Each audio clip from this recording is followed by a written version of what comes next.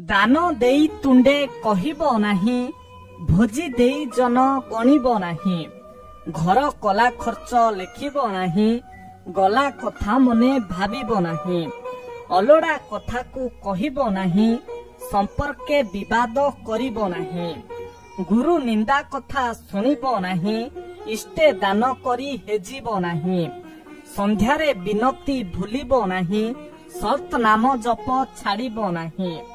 ଅଯଥା ପ୍ରଶଂସା କରିବ ନାହିଁ, ଅଭ୍ୟାସରେ ଭ୍ରମ ଧରିବ ନାହିଁ।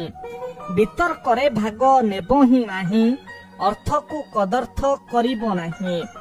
ଭୁଲ ସମର୍ଥନ କରିବ ନାହିଁ, କଟୁ କଥା କାହାକୁ କହିବ ନାହିଁ।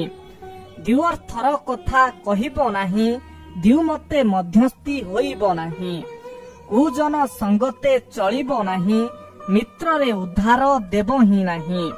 ଅର୍ଥ ଲୋଭେ ସୁଧ ଆଣିବ ନାହିଁ, ଦୁଇ ମିତ୍ର ବେପାର କରିବ ନାହିଁ। ଚୋରା ଧନ ଭାଗ ଆଣିବ ନାହିଁ, ଆମିଷ ଗୋରସ ଖାଇବ ନାହିଁ।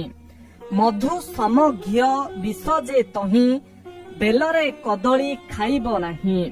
ରବିରେ ଆମିଷ ଛୁଇଁବ ନାହିଁ, ନାରୀଙ୍କୁ ଗୁପତ କହିବ ନାହିଁ। ଶୟନେ ଦୁଶ୍ଚିନ୍ତା କରିବ ନାହିଁ, ନିଦ୍ରାରୁ ସହସା ଉଠିବ ନାହିଁ।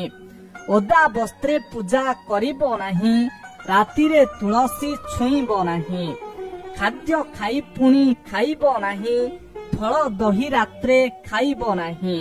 ଏ ସମସ୍ତ ଯେହୁ ଆଚରେ ନାହିଁ, ଶାସ୍ତ୍ରର ସୁଫଳ ମିଳଇ ନାହିଁ।